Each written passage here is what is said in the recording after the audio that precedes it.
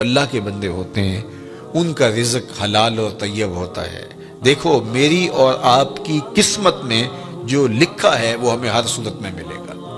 اب اس کو حاصل کرنے کے لیے ہم طریقہ حلال اختیار کرتے ہیں یا حرام کرتے ہیں، تو وہ طریقے کی وجہ سے وہ رزق حلال یا حرام ہو جائے گا۔ تو جو میرے مقسوم ہے وہ مجھے مل کے رہے گا۔ صحیح حدیث پاک ہے کہ جب بچہ شکم مادر میں 120 دن کا ہوتا ہے تو فرشتہ آ کے 3 چیزیں لکھ دیتا ہے، اس کا رزق بھی لکھ جاتا ہے، اس کی عمر بھی لکھ جاتا ہے، اس کا شقی و سعید ہونا بھی لکھ جاتا ہے۔ میرے والد گرامی رحمت اللہ تعالی علیہ جب میں شعور کی آنکھ کھولی تو مجھے بارہا کہتے تھے کہ رزق تو اللہ نے کتے کا بھی لکھا ہے، تم تو انسان ہو، تو رزق لکھا ہوا ہے۔ مجھے اور آپ کو جو بھی مل رہا ہے وہ اس لکھے سے نہ کم مل رہا ہے نہ زیادہ مل رہا ہے، وہ لکھا مقسوم رزق ہے، اس کے اندر کمی بیشی نہیں ہے۔ ہاں اگر ہم خیر کے اعمال کریں اس میں برکت ہوگی، وہ مبارک ہو جائے گا، لیکن وہ مقسوم لکھا ملے گا۔ اب اس کو حاصل کرنا کیسے ہے؟ چاہے حرام طریقے سے اختیار کر لے چاہے حلال طریقے سے اختیار کر لے۔ میں ایک سادہ مثال دیتا ہوں کہ اہل مجلس کی جانب سے آپ کے لیے کوئی سحری کا انتظام کیا ہوا ہوگا، تو بعد میں وہ آپ کو سحری دینا چاہیں تو ایک آدمی اپنی جگہ پہ وقار سے بیٹھا رہے، تو ظاہر ہے انہوں نے تو جتنے لوگوں کا اندازہ تھا اس کے مطابق انتظام کیا، تو ان کا ذمہ دار آدمی آگے بڑھے گا اور عزت سے اس کے سامنے رکھ دے گا۔ اور ایک آدمی چھچورا ہو اور وہ آگے بڑھ کر کے وہ اس سے سحری چھین لے تو وہ بھی اس کو بھی مل گئی، لیکن اس کے چھچورے پن سے سب دیکھیں گے کہ یار اگر یہ بیٹھا رہتا تو وہ بیٹھا تھا، اس کے لیے بھی انہوں نے حصہ رکھا تھا اور اس کے لیے بھی تھا، تو یہ صبر نہ کر پایا، اس چھچورے پن کی وجہ سے اس پر ملامت ہوئی۔ یہ بات ذہن میں رکھیے کہ رب نے میرا اور آپ کا رزق لکھا ہوا ہے، الٹی چھلانگیں بھی لگائیں تو اس سے زیادہ نہیں مل سکتا اور اس سے کم بھی نہیں مل سکتا۔ اب ہمارا اختیار ہے کہ ہم اس کے لیے چھچورا پن اختیار کریں، یعنی حرام طریقہ اختیار کر لیں، چاہے اس کے لیے حلال ذرائع اختیار کر کے اللہ سے توفیق مانگے، تو ملے گا اتنا ہی جتنا ہمارے رب نے لکھا ہوا ہے۔ تو جو ثواب ہے اور جو عقاب ہے، گناہ ہے اور جو اس کے اوپر اجر ہے، وہ ہمارے اس عمل کی وجہ سے ہے۔ تو اللہ جل شانہ اس کو حیات طیبہ عطا کرتا ہے، اس کا ذہن ایسے بن جاتا ہے کہ حرام کی طرف اس کی نظر ہی نہیں اٹھتی، وہ ہمیشہ حلال ذریعے سے اختیار کرتا ہے۔ یہ ہے جو ہے وہ حیات طیبہ کا مفہوم امام قرطبی نے بیان کیا ہے۔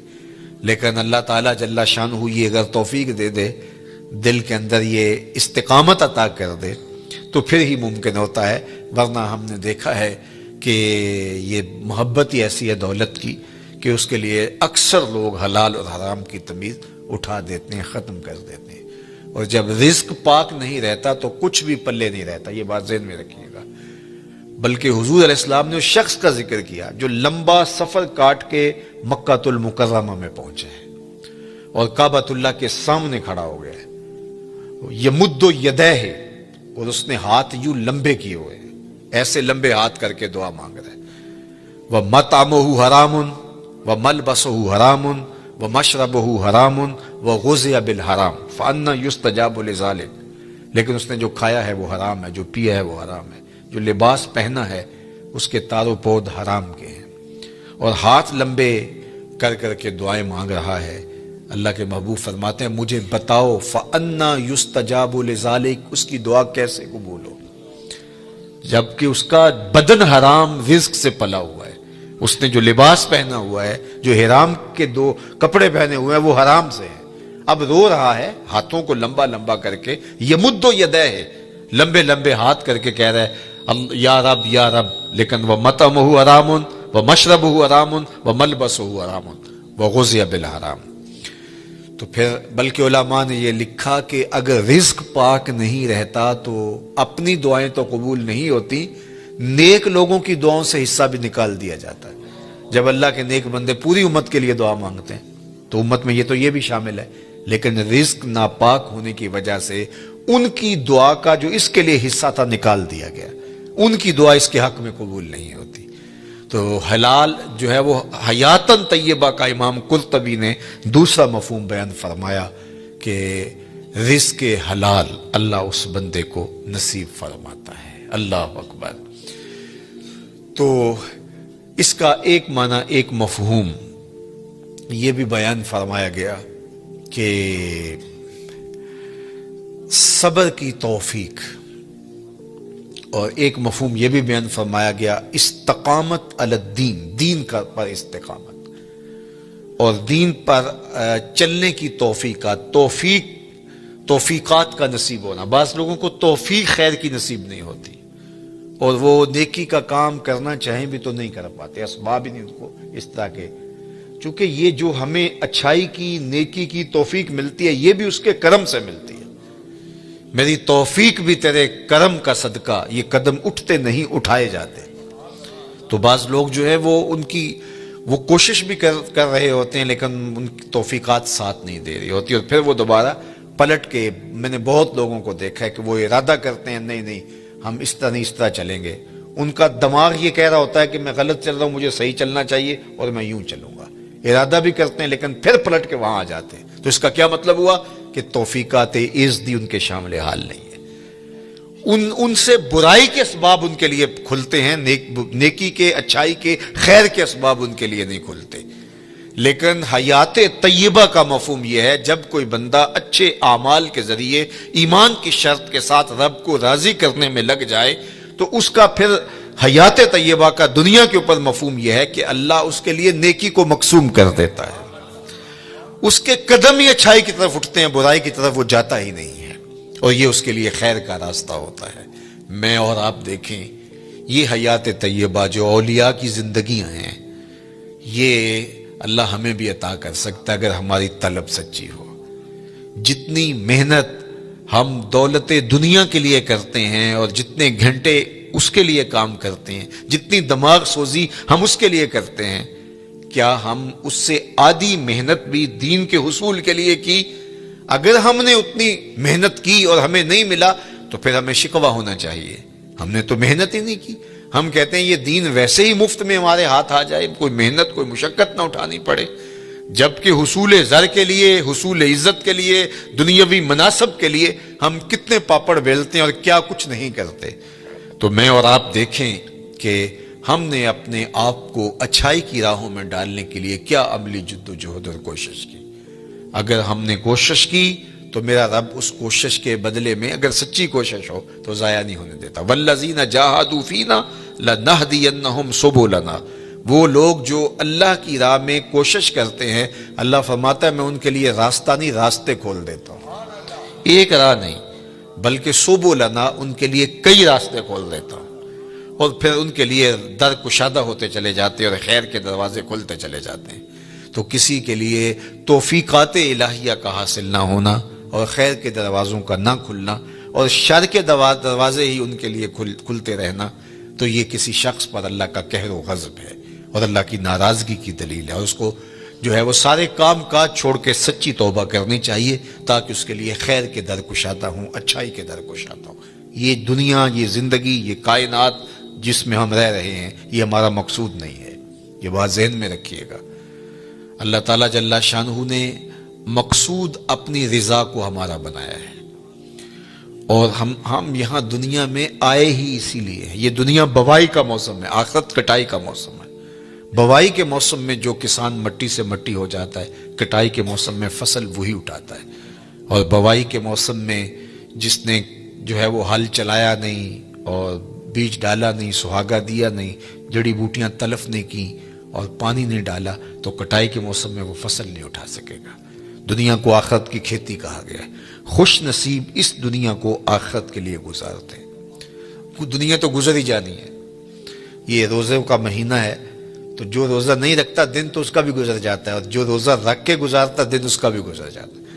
حضرت داتا گنج بخش علی حجویری علیہ رحمہ کے شیخ ابو الفضل الختلی فرماتے ہیں، دنیا یومن ولنا فیہا صومن، دنیا ایک دن ہے، ہم روزہ رکھ کے گزار رہے ہیں، گزر تو ہماری بھی جائے گی، اور جس نے عیش و عشرت میں گزاری گزر تو اس کی بھی جائے گی، لیکن آخرت کے مقابلے میں یہ دنیا ہے کتنی؟ اللہ اکبر! یہ ساری زندگی کتنی ہے؟ 60 سال، 70 سال، یہی ٹوٹل زندگی ہے نا، آج تو یہی زندگی ہے، چلو 100 سال لگا لیجئے گا، اور آخرت کا ایک دن مقدارہ 50,000 سنہ، قرآن نے کہا کہ آخرت کے ایک دن 50,000 سال کے برابر ہوگا. 50 سال کے برابر نہیں، 100 سال کے برابر نہیں، 50,000 سال کے برابر ایک دن. اور یہ ساری زندگی 60 سال کی، اور اس میں بھی 8 گھنٹے روز سوئیں تو تیسرا حصہ تو سو کے گزار دیا. تو اگر 60 سال زندگی ہے، 20 سال تو گزر گئے. 20 سال سو کے گزارے، باقی 40 سال ہے. اس میں کوئی بچپن کی مدہوشیاں، کوئی بڑھاپے کے دھکے. روزانہ 1 گھنٹہ بھی واش روم میں گزارے، 2 سال تو یہ بھی نکلتے ہیں. میرے ایک دوست نے مجھے حساب نکال کے دیا کہ 17 سال بچتے ہیں اگر 60 سال زندگی ہے. چلو 25 سال لگا لیں، 30 سال لگا لیں. وہ قصاب کہتا ہے یہ جو آپ کو جانور دے رہے ہیں نا، قربانی کے دن آ رہے ہیں آگے، تو وہ کہتا ہے یہ جو آپ کو بیل دے رہے ہیں یہ ویسے 5 من کا ہے، لیکن صافی گوشت 3 من نکلے گا. 2 من انتڑیوں میں چلا جائے گا، وہ سر اور پاؤں میں چلا جائے گا، باقی صافی گوشت جو ہے وہ 3 من ہے. زندگی یوں تو 60 سال کی ہے، لیکن صافی زندگی 30 سال کی، 25 سال کی، 20 سال کی، یہ ہے زندگی. اور وہ بھی ٹینشنوں سے بھری ہوئی، شریکوں نے مار دیا، کچھ چھوڑا ہی نہیں ہے. پریشانیاں، دکھ خزیاں، ٹینشنیں، ہر وقت بھاگم بھاگ. چلو تخت پہ بیٹھ کے بھی گزاری. تو 60 سال زندگی میں سے 30 سال گزارے، صرف 30 سال یہی احتیاط سے گزارنے تھے، یہ نہ گزار سکا. اور وہ زندگی، اس کا پہلا دن مقدارہ 50,000 سنہ، 50,000 سال کے برابر ایک دن. ذرا حساب لگائے نا اس، اور وہ صرف ایک دن. اس کے بعد مینڈے کی شکل میں موت کو لا کے ذبح کر دیا جائے گا. موت آ گئی، موت کو بھی موت آ گئی، قصہ تمام. جہنم میں ہے تو پھنس گیا، مر بھی نہیں سکتا. اب تو مرنے سے بھی رہا نا. دنیا میں تو لوگ خودکشی کر لیتے ہیں، لوگ کیا کچھ نہیں کرتے. اب تو گھبرا کے یہ کہتے ہیں کہ مر جائیں گے. مر کے بھی چین نہ پایا تو کدھر جائیں گے. تو وہاں پھر موت بھی نہیں ہے. اور جن کو جنت کی راحت نصیب ہو گئی، پھر جو ہے وہ ان کے لیے ابدی اور سرمدی زندگی، نہ ختم ہونے والی زندگی. تو ذرا دیکھیے یہ زندگی کیا ہے، صحرا میں پڑے ہوئے ایک ذرے کے برابر بھی نہیں ہے. اور وہ زندگی نہ ختم ہونے والی، نقطہ انجام ہی نہیں. یہ زندگی اچھی گزرنی چاہیے. میں نہیں کہتا کہ یہ زندگی اچھی نہ گزرے، لیکن فرض کرو اگر اچھی نہ بھی گزری تو گزر ہی جائے گی نا. میر تقی میر نے کہا تھا، وہ ریشموں کم خواب میں سرمست ہیں تو کیا ہوا، رات اس کی بھی کٹ گئی جو کہ اور تھا. برہنہ بدن تھا، سردیوں کی رات تھی، زخم لگے تھے بدن پہ، بخار نے جو ہے وہ بےتاب کر رکھا تھا، اور کوئی باہر ریت کے اوپر پھینک گیا. تو کتنی لمبی رات ہوگی اس بیمار کے لیے جس کا کوئی تیماردار بھی نہیں ہے. ریت پہ کوئی پھینک گیا، بدن پر زخم ہے، چور ہے بخار سے، سردیوں کی لمبی رات ہے. سحر لانا کوئی آسان ہے؟ اللہ اکبر. جوئے شیر لانا، وہ جو غالب نے کہا تھا، وہ جوئے شیر لانے کے مترادف ہے. لیکن آخر کٹ ہی گئی نا. جتنی بھی لمبی رات ہے، نقطہ انجام تو ہوگا نا. لیکن وہ رات پڑ گئی تو اس کا نقطہ انجام نہیں ہے، وہ ختم ہی نہیں ہوگی، چونکہ موت کو بھی موت آ گئی. تو اس سے بڑا احمق کوئی نہیں جو اپنی آخرت کو برباد کرتا ہے. یہ دنیا سواریں، اچھی دنیا زندگی گزاریں، اللہ کی دی ہوئی نعمتوں سے بھرپور تلذذ حاصل کریں، لیکن آخرت کے سودے پر نہیں، آخرت کی قیمت پر نہیں. تو اللہ جل شانہ حیات طیبہ اپنے بندوں کو دیتا ہے کہ وہ اس زندگی کو آخرت کے لیے گزارتے ہیں. جہاں جتنا رہنا ہو وہاں اس حساب سے انتظام کیا جاتا ہے. میں ایک دفعہ اٹلی سے گزر رہا تھا تو مجھے وہاں کچھ نوجوان منڈی بہاؤالدین کے کہنے لگے کہ آپ ہمارے ساتھ اگر چائے پی لیں. تو میں نے کہا چلتے ہیں. تو ان کے ہاں چائے پینے گیا تو وہ چھوٹا سا گھر تھا ان کا، اور جس میں کوئی تقریباً 20-25 نوجوان رہ رہے تھے. وہ جو ہے وہ انہوں نے چارپائیاں جوڑ کے یوں رکھی ہوئی تھیں اور اپنا کھانا بھی پکاتے تھے. تو میں حیرت زدہ ہوا اور میں نے کہا کہ آپ 20-25 سے چھوٹے سے گھر میں رہ رہے ہیں تو کوئی بڑا گھر لے لیں. تو وہ مجھے ہنس کے کہنے لگے حضرت ہم یہاں کمائی کرنے آئے ہیں، عیش نہیں کرنے آئے. تو آپ اگر آئے نا ہمارے علاقے منڈی بہاؤالدین میں تو ہمارے 6 کنال کے بنگلے بن رہے. تو میں نے کہا یہی تو میں سمجھانے آیا ہوں کہ جہاں جتنا رہنا ہو وہاں اتنا انتظام کیا جاتا ہے. تو دنیا میں جتنا رہنا ہے ہم اتنا انتظام کریں. اصل ہماری منزل آخرت ہے، ہم وہاں پلٹ کے جانا ہے، وہاں ہمارے لیے تیاری ہو رہی ہو. یہ جہاں بھی اچھا وہ جہاں بھی اچھا، لیکن اس دنیا کو اس آخرت کی قیمت پہ نہیں گزارنا۔ یہی ولایت ہے، یہی اللہ کے ولی کرتے ہیں، وہ اس دنیا کی زندگی کو آخرت کے لیے گزارتے ہیں۔ تو پھر یہ زندگی بھی خوشحال، جب یہاں ہم جاتے ہیں 4 دن کے لیے 5 دن کے لیے تو جو ہے وہ خوش جاتے ہیں، خوش آ جاتے ہیں، نہ وہاں ان کے ملک کو چھوڑ کے آنے میں دکھ ہوتا ہے، نہ کوئی پریشانی ہوتی ہے، اس لیے کہ ہم آئے ہیں 4 دن پھرنے کے لیے، سیر کرنے کے لیے، واپس چلے گئے۔ لیکن اگر ڈیرا جما لیں تو پھر چھوڑنا بھی کتنا مشکل ہے۔ تو اللہ والوں کو دنیا چھوڑنا بھی اوکھی نہیں ہوتی، اس لیے کہ انہوں نے دل ہی نہیں لگایا ہوتا۔ بلال حبشی رضی اللہ تعالیٰ عنہ کا جب آخری وقت آیا، سانس ٹوٹنے لگی تو زوجہ سرانے بیٹھی تھی، تو اس نے کہا واہ حزنا ہو، ہائے افسوس، میرا شوہر مجھ سے جدا ہو رہا ہے۔ تو بلال حبشی رضی اللہ تعالیٰ عنہ کی ابھی سانسیں باقی تھی، تو آپ نے پلٹ کے اپنی بیوی کو دیکھا، کہا یہ کیا کہہ رہی ہو، واہ حزنا ہو، ہائے افسوس۔ کہا ہاں آپ جا رہے ہیں، تو کہا نہیں یوں نہ کہو، بلکہ کہو واہ تربا ہو غدن القا محمدم و اصحابہ ہو۔ کہا مبارک ہو، میں تو اپنے آقا سے ملنے جا رہا ہوں۔ پھر موت جو ہے وہ تحفۃ المومن بن جاتی ہے۔ حضرت ابراہیم علیہ السلام کے پاس جب جبریل امین اسرائیل علیہ السلام آئے نا روح قبض کرنے کے لیے، تو کہا کدھر آئے ہو؟ کہا قبض روح کے لیے آیا ہوں۔ کہا واہ کمال ہے، میرا رب مجھے اپنا خلیل بھی کہتا ہے۔ خلیل عربی میں کہتے ہیں گوڑے دوست کو، وہ کہ جگری یار جس طرح ہوتا، تو وہاں تو یہ لفظ نہیں بولے جائیں گے، خلیل کہتے ہیں گہرے یار کو، گوڑے یار کو۔ تو اللہ نے حضرت ابراہیم کو اپنا خلیل بنایا۔ حضور فرماتے ہیں اگر اللہ کے علاوہ میں کسی کو خلیل بناتا تو ابو بکر کو بناتا، میرا خلیل صرف اللہ ہے۔ تو اللہ نے اپنا خلیل بنایا حضرت ابراہیم علیہ السلام کو۔ تو جب سندیسہ موت کا بھیجا اسرائیل کے ہاتھوں، تو کہا کہ وہ مجھے اپنا خلیل بھی کہتا ہے اور ساتھ آپ کو بھی بھیج دیا۔ بھلا کوئی یار بھی یار کی موت چاہتا ہے؟ کیسا بھی کبھی ہوا ہے کوئی یار کی موت چاہے؟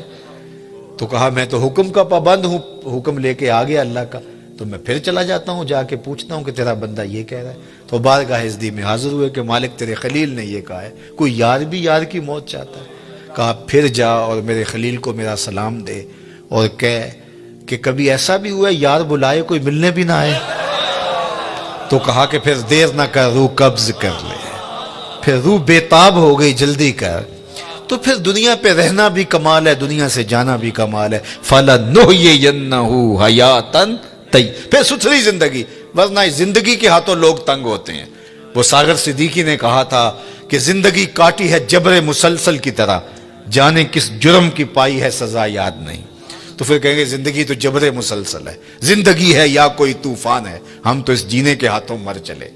پھر زندگی طوفان بن جائے گی، زندگی عذاب بن جائے گی، لیکن اس کے ہو جاؤ زندگی بھی اچھی، آخرت بھی اچھی، یہ جہاں بھی اچھا وہ جہاں بھی اچھا۔ ربنا آتنا فی الدنیا حسنۃ وفی الآخرۃ حسنہ۔ تو اللہ کا ولی اس جہاں میں بھی خوش ہوتا ہے، اس جہاں میں بھی خوش ہوتا ہے، حیات طیبہ اس کو عطا کر دی جاتی ہے۔ اللہ صاحب مزار کے درجات کو بلند فرمائے۔ شاد فرمایا من عمل صالحا من ذکر او انثی وہو مؤمن فلنحیینہ حیاتا طیبہ، جو کوئی اچھے عمل کرے چاہے مرد ہو چاہے وہ عورت ہو، شرط ہے کہ وہ ہو مومن، فلنحیینہ حیاتا طیبہ، ہم اسے ستھری اور پاکیزہ زندگی عطا کر دیتے ہیں۔ حیات طیبہ، پاکیزہ زندگی ان افراد کا، ان لوگوں کا مقسوم ہے جو اپنی زندگی اللہ اور اس کے رسول کے لیے وقف کر دیتے ہیں۔ نحیینہ کے اندر بھی مادہ حیات موجود تھا، لیکن حیاتاً طیبہ الگ تاکید لفظی کے ساتھ اس مضمون کو مؤکد کیا گیا ہے کہ کوئی ابہام میں نہ رہے کہ جو میرے ہو جائیں پھر میں ان کو مرنے نہیں دیتا، ان کو ابدی اور سرمدی فیضان نصیب کیا جاتا ہے، اور زمانے مٹ جاتے ہیں، زمانے پہ آنے والے لوگوں کے نشان باقی نہیں رہتے، لیکن ان کے نشانات میں مسخ نہیں ہونے دیتا۔ مٹ گیا مشتاق دل سے رنگ یاد رفتگاں، پھول مہنگے ہو گئے قبریں پرانی ہو گئی۔ کتنے لوگ آئے اور چلے گئے، زمانہ آج ان کا نام بھی نہیں جانتا، لیکن جنہوں نے اپنے دل کو اپنے مالک کے لیے وقف کر دیا، میرے رب کا وعدہ ہے ان کے نشان نہیں مٹنے دوں۔ آپ لاہور جاتے ہیں تو راوی کے اس پار جہانگیر کا مقبرہ ہے، بر ہند کا مطلق العنان حکمران، جس کے نقارے بجتے تھے اور پورا ہندوستان اس کے زیر نگیں تھا۔ موجودہ پاکستان، مشرقی پاکستان اور پورا انڈیا، برما، یہ سارے علاقے زیر نگیں تھے، نقارے بجتے تھے۔ لیکن آج اگر آپ وہاں جائیں تو قبر پہ حسرتیں برستی دکھائی دیں گے۔ دن کو جائیں یا رات کو، وہاں آپ کو روشنیوں کا اہتمام دکھائی نہیں دے گا۔ اب پارک بن گیا ہے، اس کے دم سے کچھ لوگوں کا آنا جانا زیادہ ہو گیا، لیکن خالص مزار کے احاطے میں آپ کو قرآن پڑھنے والے لوگ موجود نہیں ملیں گے، تاش کھیلنے والی ٹولیاں بیٹھی نظر آئیں گی۔ وہاں جانوروں کی بینٹیں تو دکھائی دیں گی، تمہیں تازہ گلاب نظر نہیں آئیں گے، بلکہ بالکل اس کے ساتھ اس کی محبوب بیوی ملکہ نور جہاں کا مقبرہ ہے۔ یہ وہ خاتون تھی، جب بادشاہ تخت پہ بیٹھتا تو یہ بادشاہ کے پیچھے بیٹھتی، درمیان میں پردہ لٹک رہا ہوتا۔ بادشاہ کا کوئی فیصلہ اسے پسند نہ ہوتا تو پیچھے سے کمر ٹھونکتی تو بادشاہ اپنے فیصلے تبدیل کر لیتا، جس کے اشارہ ابرو پر ہندوستان کی تقدیر کے فیصلے بدلتے تھے۔ آج اس خاتون کا مقبرہ بھی اس کے ساتھ اندھیرے میں پڑا دکھائی دیتا ہے۔ زیب النساء کا اپنا شعر ہے جو اس کی لوح مزار پہ لکھا ہے، بر مزار ما غریباں نئے چراغے نئے گلے، نئے پرے پروانہ سوزد نئے صدائے بلبلے۔ ہم غریبوں کی قبر پہ نہ کوئی چراغ جلانے آئے گا، نہ کوئی پھول ڈالنے آئے گا، نہ کسی بلبل نے گیت گانے ہیں اور نہ کسی پروانے نے پر جلانے۔ وہ جو مطلق العنان تھے، جن کا طوطی بولتا تھا، جن کے نقارے بجتے تھے، چلتے تھے تو ہٹو بچوں کی صدائیں ہوتی تھی، آج غریب بنے ہوئے۔ بر مزارے ما غریباں نئے چراغے نئے گلے۔ میں راوی کے اس پار کی کہانی آپ کو سنا رہا ہوں، اب راوی کا پل پار کر جائیں۔ ایک لوح مزار ادھر بھی ہے، یہاں تو ہے بر مزارے ما غریباں نئے چراغے نئے گلے، اور وہاں لکھا ہے گنج بخشے فیض عالم مظہر نور خدا، ناقصاں را پیر کامل کاملاں را رہنما۔ یہاں تو دن کے اجالوں میں بھی آپ کو لوگ دکھائی نہیں دیتے، لیکن وہاں رات کے اندھیرے میں چلے جائیں یا دن کے اجالے میں چلے جائیں، چھٹی کے دن چلے جائیں یا ورکنگ ڈے میں چلے جائیں، عید کے دن چلے جائیں یا جس دن شہر میں کرفیو نافذ ہو چکا ہو اس دن چلے جائیں، وہاں ہجوم عاشقاں دکھائی دے گا۔ حتیٰ کہ حد ہو گئی کہ جب بدطینت لوگوں نے اپنی کارروائیوں کا رخ مزارات کی طرف کیا تو داتا گنج بخش علی حجویری علیہ رحمہ کے مزار پر بھی بم دھماکہ ہوا اور ساری رات لاشیں اٹھائی جاتی رہیں، لیکن جب صبح کا وقت آیا تو ساری مسجد نمازیوں سے بھری ہوئی تھی۔ یہ میرے رب کا عہد ہے، میرے رب کا وعدہ ہے، فَلَنُحْيِيَنَّهُ حَيَاتًا طَيِّبَةً، ہم انہیں ستھری اور پاکیزہ زندگی دیتے ہیں۔ ایک تو ڈارون کا نظریہ ارتقاء ہے جو اس نے کہا اور مغرب نے اس کو ہاتھوں ہاتھ لیا کہ انسان بندروں کی مہذب شکل ہے۔ وہ کہتا ہے کہ یہ تہذیب پاتے گئے وقت کے ساتھ ساتھ اور آج موجودہ شکل میں ہے، یہ ہے اس کا نظریہ ارتقاء کہ وقت کے ساتھ ساتھ جانور ترقی پاتے پاتے انسان کے روپ میں آ گئے، اور آج وہ بولتے بھی ہیں، معافی ضمیر کو بھی نوک زبان پہ لے آتے ہیں، ایجادات بھی کر رہے ہیں، لیکن ان کی جو ابتدا ہے صدیوں قبل، وہ کہتے ہیں کہ یہ بندروں کی مہذب شکل ہے اور باقی جانوروں کی مہذب شکل ہے، اور اس پر وہ دلائل دیتا ہے۔ اور ایک زمانے میں تو اس کے ارتقائی نظریے کو بڑی پذیرائی بخشی گئی، ہاتھوں ہاتھ لیا گیا، لیکن قرآن نے انسان کے عالی مرتبت آغاز کا ذکر کیا ہے کہ ابھی اس کا خمیر گویا جا رہا تھا، فرشتوں کی پیشانی کو سجدے کے لیے تیار کیا جا رہا تھا، اس کا آغاز ہی خوبصورت ہے۔ ہم نے اس کو اپنی نیابت کا تاج دیا ہے، وَلَقَدْ كَرَّمْنَا بَنِي آدَمَ لَقَدْ خَلَقْنَا الْإِنسَانَ فِي أَحْسَنِ تَقْوِيمٍ، اس کو احسن تقویم میں پیدا کیا ہے۔ خیر، ایک تو ڈارون کا نظریہ ہے ارتقاء کا، لیکن ایک اقبال نے بھی نظریہ ارتقاء پیش کیا، وہ ڈارون کے نظریے سے ہٹ کے ہے۔ والدہ مرحومہ جب انتقال کر گئیں علامہ اقبال علیہ رحمہ کی، تو انہوں نے ایک طویل مرثیہ ان کی یاد میں لکھا جو آج بھی کلیات میں موجود ہے۔ اس کا عنوان ہے والدہ مرحومہ کی یاد میں۔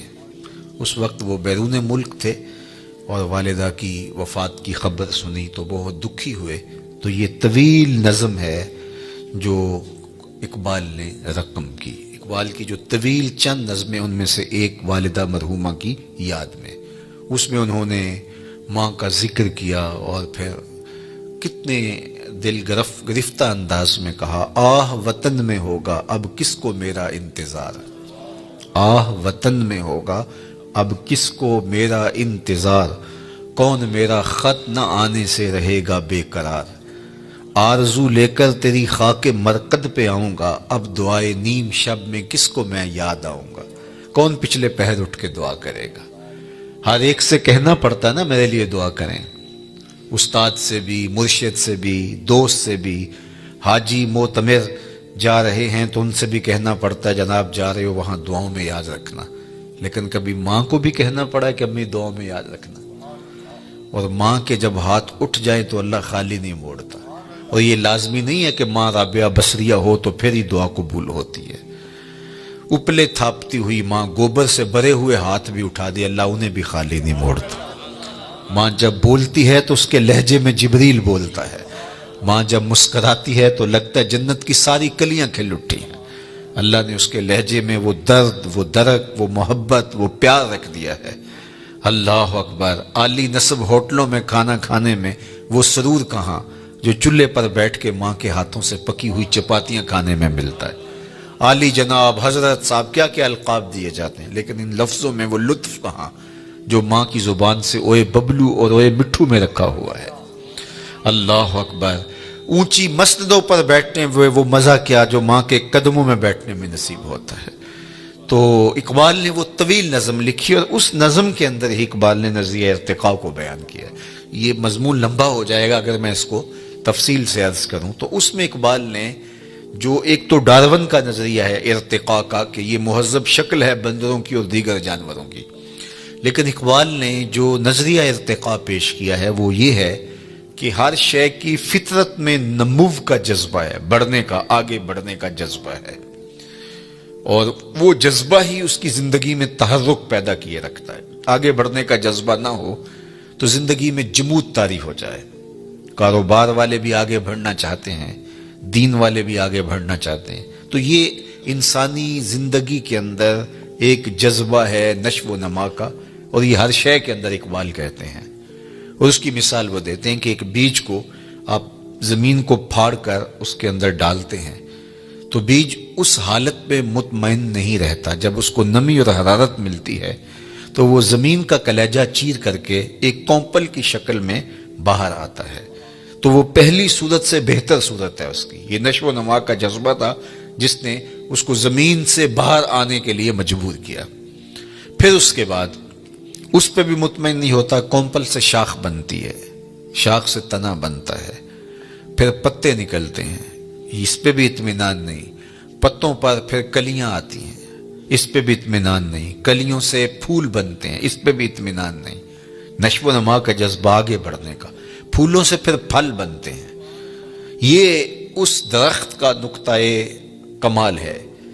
اب جب اس نشو و نما کا جذبہ اس کی فطرت میں موجود ہے اور آگے وہ بڑھ نہیں سکتا، پھل سے آگے کدھر جائے، تو وہ پھل پک کے دوبارہ پھر بیج بنتا ہے اور پھر دوبارہ تہے مزار آتا ہے، دوبارہ پھر جو ہے وہ زمین میں آتا ہے، اور زمین میں آ کے پہلے ایک تھا، اب وہ باغ کی شکل میں نمودار ہوتا ہے۔ تو یہ فطرت ہے۔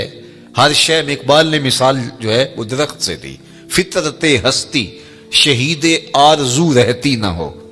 اگر آپ کی توجہ ہو، فطرت ہستی شہید آرزو رہتی نہ ہو، خوب تر پیکر کی اس کو جستجو رہتی نہ ہو، موت کو سمجھا ہے غافل اختتام زندگی، یہ ہے شام زندگی صبح دوام زندگی، اور یہی ہے فَلَنُحْيِيَنَّهُ حَيَاتًا طیبہ۔ کہا جو میرے ہوتے ہیں پھر میں ان کو مٹنے نہیں دیتا، ان کو ایسی زندگی دیتا ہوں کہ جو قابل رشک ہوتی ہے۔ زمین پر چلنے والے بھی وہ اعزاز نہیں رکھتے جو قبروں کے اندر موجود رہنے والے اعزاز پاتے۔ اللہ اکبر۔ تو جو ان سے وابستہ ہو جائے، اللہ اس کے رسول سے وابستہ ہو جائے، ان کو پھر وہ مٹنے نہیں دیتا، ورنہ دنیا کے اوپر شہنشاہوں کے نام مٹ گئے۔ میں آپ سے پوچھوں، جس زمانے میں میرے حضور تشریف لائے تھے، اس زمانے کے خاقان کا نام کیا تھا؟ تو شاید آپ معذرت کر لیں کہ ہمارا تاریخ کا مطالعہ تو ضرور ہے، لیکن اتنی گہرائی کہ ہم نام تک یاد رکھیں یہ نہیں ہم بتا سکتے۔ چلو میں پوچھتا ہوں، اس دور کے کیسر کا نام کیا تھا؟ اس دور کی سپر طاقت تھی رومن امپائر، اس دور کی سپر طاقت تھی اور اس کا حکمران۔ تو کہا کہ نہیں جناب، ہم اس دور کے کیسر کا نام نہیں جانتے، اس دور کے خاقان کا نام نہیں جانتے۔ چلو میں نے پوچھ لیا، اچھا اس دور کے کسرا کا نام کیا تھا؟ دوسری سپر طاقت کسرا ایران تھی، اس کے شہنشاہ کا نام کیا تھا؟ تو آپ نے اس پہ بھی معذرت خواہانہ رویہ اختیار کیا اور آپ کے چہرے بتا رہے ہیں کہ جناب ہم نہیں جانتے۔ جس دور میں میرے حضور آئے اس دور کی دو سپر طاقتوں کے حکمرانوں کے نام میں اور آپ نہیں جانتے۔ بہت کم لوگ ہیں۔ کیسر روم کا نام، کسرا ایران کا نام، خاقان کا نام اور اس دور کے بڑے بڑے لوگوں کا نام آپ نے کہا جناب ہم نہیں جانتے۔ اچھا میں نے پوچھا اس مجلس میں ڈھونڈ کے جو سب سے کم عمر کا بچہ تھا کہ میرے حضور کے مؤذن کا نام کیا تھا؟ تو اس نے سر اٹھا کے کہا بلال حبشی۔ تو یار سلطنت روم کے شہنشاہ کا نام تو زمانے کو یاد نہیں ہے، کیسر روم کا نام اور کسرا ایران کا نام تو زمانے کو یاد نہیں ہے، لیکن میرے حضور کے مؤذن کا نام آج بھی زمانے کو یاد ہے۔ اللہ اکبر۔ میں ساری دنیا تو نہیں گھوما، لیکن آدھی کے قریب تو دنیا میں نے دیکھی ہے۔ جس ملک میں بھی گیا ہوں بلال حبشی کے نام کی مسجد ضرور دیکھی ہے۔ اقبال یہ کس کے عشق کا فیض عام ہے، اقبال کا لہجہ دیکھیے، اقبال یہ کس کے عشق کا فیض عام ہے، رومی فنا ہوا حبشی کو دوام ہے۔ کہ رومی شہنشاہ کا تو نام بھی زمانہ نہیں جانتا، لیکن بلال حبشی کا نام آج بھی دلوں کی تختیوں کے اوپر لکھا ہوا ہے۔ اللہ اکبر۔ ہمارے بزرگ فرماتے تھے کہ رنگ کالا تھا لیکن تھا کرموں والا، ہونٹ موٹے تھے، اللہ اکبر، ناک چپٹی تھی، لیکن نسبت رسول کی وجہ سے عزت کا وہ مقام ملا کہ آج بھی دل میں بلال حبشی کا نام آتے عشق جاگ اٹھتا ہے۔ وہ محبت، وہ پیار، وہ الفت اللہ جل شانہ نے حضور کے ساتھ ان کو جو نصیب کی تھی، اور اس کا صلہ کہ آج بھی ان کا نام ذکر ہے۔ تو کہا جو میرے ہو جائیں پھر میں ان کو مرنے نہیں دیتا، ورنہ دنیا کے اوپر تو سارے مرنے کے لیے آئے ہیں۔ شہنشاہ، کج کلا، بادشاہ، شاعر، ادیب، فلسفی، دانشور، کہاں آج زمانہ انہیں جانتا تک نہیں ہے، لیکن وہ لوگ جنہوں نے اپنی زندگیاں اللہ اور اس کے رسول کے نام وقف کی۔ دولت انسان کو لافانی نہیں کرتی، اقتدار سے انسان کا نام باقی نہیں رہتا۔ بڑے اقتدار والے آئے اور زمانہ ان کو بھول گیا۔ ایک خاتون جو ہے وہ ڈھونڈ رہی تھی یونان کے اندر قبر، کسی نے کہا بڑھیا کیا ڈھونڈ رہی ہو؟ کہا یہاں میرا بیٹا سکندر دفن ہے. کہا کس سکندر کی بات کر رہے؟ یہاں تو بڑے بڑے سکندر چلے گئے، شہنشاہ چلے گئے، کج کلا چلے گئے، مٹ گیا مشتاق دل سے رنگے یاد رفتگاں، پھول مہنگے ہو گئے، قبریں پرانی ہو گئی. اور میاں صاحب کہتے ہیں جنہ باجوں اسی پل نہیں سا جیندے، شکلاں یاد نہ رہیاں، سہ سہ جوڑ سنگت دے ڈٹھے اوڑک وتھاں پئیاں، جنہ باجوں ایک پل نہیں سا جیندے، شکلاں یاد نہ رہیاں. ہم تو اپنے سکے عزیزوں کو بھول جاتے ہیں، لیکن یہ کون لوگ ہیں کہ جو فراموش نہیں ہوتے؟ اس لیے فراموش نہیں ہوتے کہ انہوں نے اس ذات کے ساتھ اپنے تعلق کو مضبوط کر لیا ہے کہ اس کے ساتھ جڑا ہوا تعلق کبھی فنا نہیں ہوتا. اچھا، میں ایک قبرستان میں گیا تو وہاں مختلف شہنشاہوں کی اور بادشاہوں کی قبریں تھی، اور لکھا تھا سابقہ حکمراں فلاں، سابقہ حکمراں فلاں. اور آپ بھی دیکھتے ہیں کہ سابقہ چیف جسٹس، سابقہ وزیر اعظم، سابقہ وزیر خارجہ. تو میں کہتا ہوں یہ سارے سابقہ ہو جاتے ہیں. اللہ کا ولی قبر میں جا کے بھی سابقہ ولی نہیں ہوتا. کسی قبر پہ آپ نے یہ نہیں دیکھا ہوگا کہ سابقہ ولی لکھا ہو. سابقہ وزیر اعظم ہوتا ہے، سابقہ جرنیل، سابقہ چیف آف آرمی اسٹاف، سب سابقہ ہے، ان کے ساتھ سابقہ لگ جاتا ہے.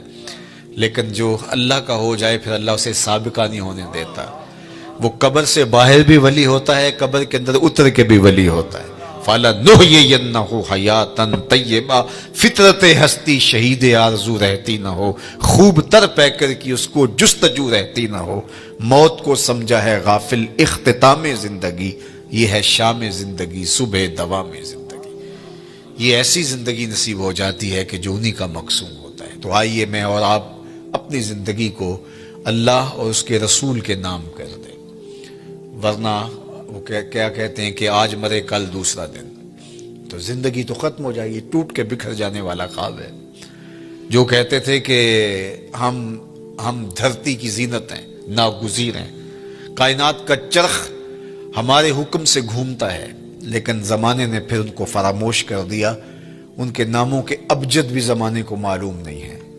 لیکن جنہوں نے خاک بنا لیا در رسول کی اپنے آپ کو، صدیاں گزرنے کے باوجود بھی وہ سرخرو اور کامیاب ٹھہرے. اللہ اکبر. وہ سر بلند ہوئے جو تیرے نام پہ مٹے، اور وہی سرخرو ہوئے، وہی کامیاب ٹھہرے جو ان کے نام پر مٹ گئے. ورنہ دنیا کے اوپر آنے والے سب لوگ ختم ہو گئے، اور سب لوگ جو ہے وہ مٹ گئے، ان کا وجود اور تشخص بھی باقی نہ رہا. تو میں اور آپ اہل اللہ کی قبروں پر جانے سے ہمیں یہ ترغیب ملتی ہے کہ ہم اپنی زندگیوں کو اللہ اور اس کے رسول کے نام کر دیں. شکستہ قبریں بھی، ٹوٹی ہوئی قبریں بھی ہمیں عبرت دیتی ہیں. آقا کریم نے ایک زمانے میں منع کیا تھا قبروں پر جانے سے، اور پھر ایک وقت گزرنے کے بعد دوبارہ حکم دے دیا، کنت نہیتکم عن زیارت القبور فزوروها. میں تمہیں قبروں پر جانے سے روکا کرتا تھا، لیکن اب میں تمہیں حکم دیتا ہوں کہ قبروں پر جایا کرو. اور اس کی وجہ بیان فرمائی، اس لیے لأنها تذکر الآخرہ، قبریں تمہیں آخرت کی یاد دلاتی. تو جو شکستہ ٹوٹی ہوئی قبریں ہوں گی وہ بھی یاد دلائیں گی یہ کتنے ناگزیر ہوتے تھے. آج ان کے کفن بھی تار تار ہو گئے. اللہ اکبر. حضرت غوث اعظم الشیخ عبد القادر الجیلانی علیہ رحمہ و رضوان فرماتے ہیں، جاؤ قبرستانوں میں جا کر کے دیکھو کیسے کیسے حسینوں کی مٹی خراب ہو رہی ہے. جو بدن پہ چٹکی مٹی بھی نہیں پڑنے دیتے تھے، آج کفن بھی تار تار ہو گئے. اور مرصع قبریں، جہاں جن قبروں کے اوپر جو ہے وہ ہجوم عاشقاں ہیں اور لوگ پھول لیے کھڑے ہیں، عقیدتوں کے چراغ لیے کھڑے ہیں، وہ قبریں بھی ہمیں بتاتی ہیں کہ میاں اگر ان کے ہو جاؤ گے تو پھر تمہارا رب تمہیں مرنے نہیں دے گا. فَلَنُحْيِيَنَّهُ حَيَاتًا طَيِّبَةً. نُحْيِيَنَّ کے اندر جو ہے وہ تاکید ہے. نُحْيِيَنَّ اس کو نون ثقیلہ تاکید کا کہتے ہیں، لیکن آگے موقد بھی کیا گیا حیاتاً طیبہ سے. اللہ اکبر. اچھا، امام قرطبی علیہ رحمہ نے اس کے تحت بڑی نفیس گفتگو کی ہے. وقت کی نزاکت ہے کہ میں تفصیل سے عرض نہیں کر پاتا، لیکن انہوں نے کہا کہ جب وہ دنیا میں رہتے ہیں تو ان کی زندگی حیات طیبہ ہوتی ہیں، دنیا کے اندر بھی حیات طیبہ جی رہے ہوتے ہیں، لوگ ٹینشنوں سے مر رہے ہوتے ہیں اور وہ عیش کی زندگی گزار رہے ہوتے ہیں. اللہ اکبر. اس لیے کہ دنیا کے کم یا زیادہ ہونے کی فکر ان کو پریشان نہیں کرتی. وہ جس حالت میں بھی ہیں اللہ کے شاکر ہیں، اللہ کے شکر گزار ہیں. تو فرمایا کہ حیاتاً طیبہ کا جو مفہوم بیان کیا تو کہا کہ اس کا ایک مفہوم یہ ہے کہ اللہ انہیں استغنا کا نور عطا کر دیتا ہے. استغنا کیا ہے؟ کہ جو اللہ کی طرف سے نصیب ہوا اس پہ واہ واہ راضی ہو گئے، جس حالت میں بھی رکھے اس پہ راضی. مل گیا تو پھر بھی ٹھیک، نہیں ملا تو پھر بھی ٹھیک، کہ یہ دونوں حالتیں اس کی طرف سے ہیں تو بس مجھے مل گیا تو تا بھی ٹھیک، نہیں ملا تو. اور اس کے برعکس لالچ، تو لالچ جو ہے وہ زندگی میں کبھی بھی بندے کو چین اور سکون نہیں لینے دیتا. حل من مزید، آگے بڑھنے کی اور زیادہ دولت کی خواہش اس کو بے سکون رکھتی ہے. کوزائے چشم حریصاں پر نشد، تا صدف کانے نشد پر در نشد. رومی علیہ رحمہ فرماتے ہیں حریص کی آنکھ کا پیالہ نہیں بھرتا. اور اس کی وجہ کیا؟ فرماتے ہیں کہ جو آنکھ ہے اس کو صبر کا پانی بھرتا ہے. پیٹ بھر جاتا ہے، آنکھ نہیں بھرتی. تو اس کو صرف صبر کا پانی بھرتا ہے، یہ قبر کی مٹی بھر سکتی ہے. ورنہ جو ہے وہ آرزویں انسان کو دیوانہ رکھتی ہیں، اور دولت ہونے کے باوجود بھی قرار قلب نصیب نہیں ہوتا. اور دوسری جانب جس کو استغنا کی دولت نصیب ہو گئی تو پھر وہ جس حالت میں بھی ہے اس کو قرار قلب نصیب ہے. تو طمانیت قلب یہ دولت ہے. تو یہ اللہ اس بندے کو دیتا ہے جو ایمان کی شرط پر صالح اعمال بچا لاتا ہے. پھر اس کے پاس تھوڑا ہے تو پھر بھی خیر ہے، زیادہ ہے تو پھر بھی خیر ہے. اگر زیادہ ہے تو اللہ کی مخلوق کے لیے نفع کا ذریعہ ہے، اگر تھوڑا ہے تو پھر بھی وہ اس پر صبر اور شکر